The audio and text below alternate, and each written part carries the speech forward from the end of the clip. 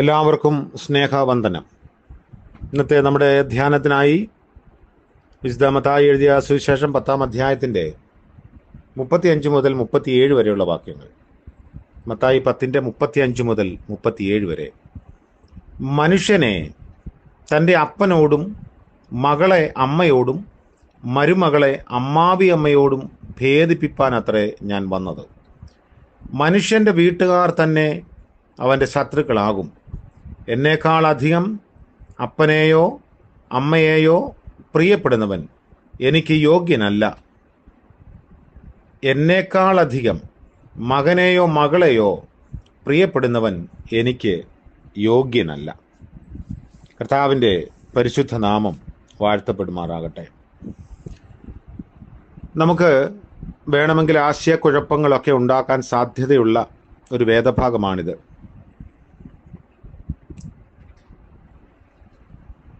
മനുഷ്യനെ തൻ്റെ അപ്പനോടും മകളെ അമ്മയോടും മരുമകളെ അമ്മാവി അമ്മയോടും ഭേദിപ്പിപ്പാനത്രേ ഞാൻ വന്നത്.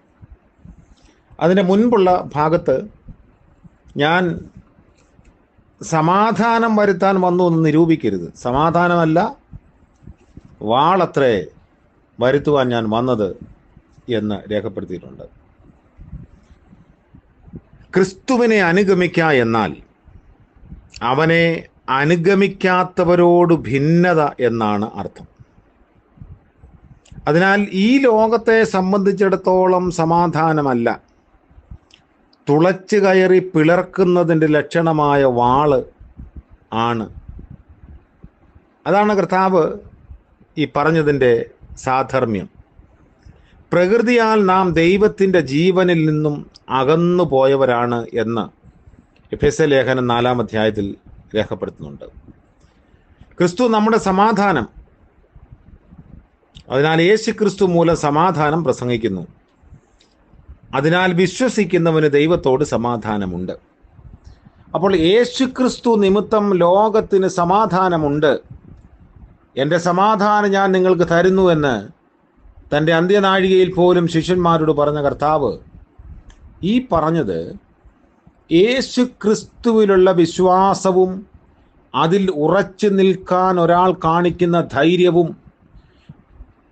ഭൗമികമായി അസമാധാനത്വത്തിലേക്ക് നയിക്കാൻ സാധ്യതയുണ്ട് എന്നതാണ്. അതുകൊണ്ട് ക്രിസ്തു വിശ്വാസത്തിൽ ഉറച്ചു നിൽക്കുന്ന പക്ഷം ഭൗമികമായ ബന്ധങ്ങളെക്കാൾ ഉപരി ഒരു സ്വർഗീയമായ സമാധാനത്തിലും സന്തോഷത്തിലും ജീവിക്കാൻ ദൈവം തമ്പുരാൻ അവസരം നൽകും എന്ന് രേഖപ്പെടുത്തുന്നു. അതുകൊണ്ട് അവൻ വന്നത് മകനെ അപ്പനോടും മകളെ അമ്മയോടും അമ്മാവി അമ്മയെ മരുമകളോടും ഭേദിപ്പിപ്പാനത്രേ. ഒരു മനുഷ്യൻ്റെ ശത്രു അവൻ്റെ വീട്ടുകാർ തന്നെയാണ്. മീഖാ പ്രവചനം 7-ാം അധ്യായത്തിൻ്റെ 6-ൽ ഇത് പ്രവചിച്ചിട്ടുണ്ട്. ഇന്ന് അനേകരുടെയും സ്നേഹം തണുത്തു പോകുന്ന മഹോപദ്രവ കാലത്തെ സംബന്ധിച്ചുള്ള ദൂതാണിത്. മനുഷ്യൻ തൻ്റെ സ്വന്തക്കാരെ ഏൽപ്പിച്ചു കൊടുക്കും. ക്രിസ്തുവിശ്വാസത്തിൻ്റെ അടിസ്ഥാനത്തിൽ ലഭിക്കുന്ന ഉപദ്രവങ്ങൾ, പീഡനങ്ങളുടെ മധ്യത്തിൽ ബന്ധങ്ങളെ പോലും തള്ളിക്കളയാനുള്ള സാധ്യതയുണ്ട്. യേശുക്രിസ്തുവിൻ്റെ കൂടെ നടന്ന് ഞാൻ നിനക്ക് വേണ്ടി ജീവൻ തരും എന്ന് വീമ്പ് പറഞ്ഞ വിശുദ്ധ പത്രോസ് അവനെ അറിയില്ല എന്ന് 3 വട്ടം തള്ളിപ്പറഞ്ഞുവെങ്കിൽ അതിനേക്കാളൊക്കെ മനോധൈര്യം കുറഞ്ഞ സാധാരണ മനുഷ്യർ ഈ വിശ്വാസത്തിൽ ഉറച്ച് നിൽക്കുന്നു എങ്കിലും ആ വിശ്വാസം മുറുകെ പറ്റാത്തവർ നമ്മുടെ സ്ഥാനം നോക്കാതെ, ബന്ധങ്ങൾ നോക്കാതെ പോലും തള്ളിക്കളയാനുള്ള സാധ്യതയുണ്ട്. അതുകൊണ്ടാണ് കർത്താവ് പറഞ്ഞത്, എൻ്റെ നിമിത്തം സമാധാനത്തേക്കാൾ കൂടുതൽ വാളിൻ്റെ അനുഭവം നിങ്ങൾക്കുണ്ടാവാം, എന്നാൽ നിങ്ങളെ ഏറ്റുപറയാൻ ഞാൻ എപ്പോഴും സന്നദ്ധമാണ് എന്ന ഉറപ്പ് ലഭിക്കുകയും ചെയ്യുന്നു. അപ്പോൾ ക്രിസ്തുവിനേക്കാൾ അധികമായി അപ്പനെയോ അമ്മയെയോ പ്രിയപ്പെടുന്ന ഒരു മനുഷ്യനും കർത്താവിന് യോഗ്യരല്ല എന്ന രേഖപ്പെടുത്തലുമുണ്ട്.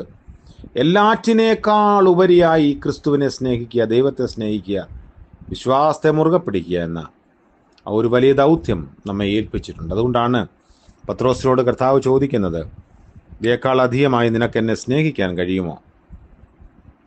എല്ലാറ്റിനേക്കാൾ ഉപരിയായി ദൈവത്തെ സ്നേഹിക്കാൻ നമ്മൾ തയ്യാറെടുക്കുന്ന പക്ഷം ദൈവം നമ്മളെ മാനിക്കും, നമ്മുടെ തീരുമാനത്തെ അംഗീകരിക്കും, നമ്മുടെ തലമുറകളെ അനുഗ്രഹിക്കും. പ്രാർത്ഥിക്കാം. സ്നേഹവാനായ വാഴ്ത്തപ്പെട്ട കർത്താവേ, ഒരു പുതിയ പ്രഭാതത്തിനായി നന്ദിയോടെ ഞങ്ങൾ അങ്ങയെ സ്തുതിക്കുന്നു. ഞങ്ങൾക്ക് ലഭിച്ച തിരുവചനത്തിൻ്റെ സത്യങ്ങൾക്കായി സ്തോത്രം. എല്ലാറ്റിനേക്കാൾ ഉപരിയായി അങ്ങയെ സ്നേഹിപ്പാനുള്ള കൃപ ഞങ്ങൾക്ക് നൽകണമേ. മാനുഷികമായിട്ടുള്ള ഞങ്ങളുടെ ബന്ധങ്ങളുണ്ട്, സ്നേഹബന്ധങ്ങളുണ്ട്. എന്നാൽ അതിനേക്കാളൊക്കെ ഉപരിയായി അങ്ങയെ സ്നേഹിപ്പാനുള്ള വലിയൊരു ആഴമായ ദർശനം നൽകിയല്ലോ. അതിൽ ഉറച്ചു നിൽപ്പാൻ ഇന്നത്തെ പകൽക്കാലം ഞങ്ങളെ സഹായിക്കണമേ. യേശുമശിഹാ മൂലം പ്രാർത്ഥിക്കുന്നു. കൃപയോടെ കേൾക്കുമാറാകണമേ. ആമേൻ. ത്രിയേക ദൈവത്തിൻ്റെ അനുഗ്രഹവും കൃപയും നമ്മോടുകൂടെ എന്നും എന്നേക്കും ഉണ്ടായിരിക്കുമാറാകട്ടെ. ആമേൻ.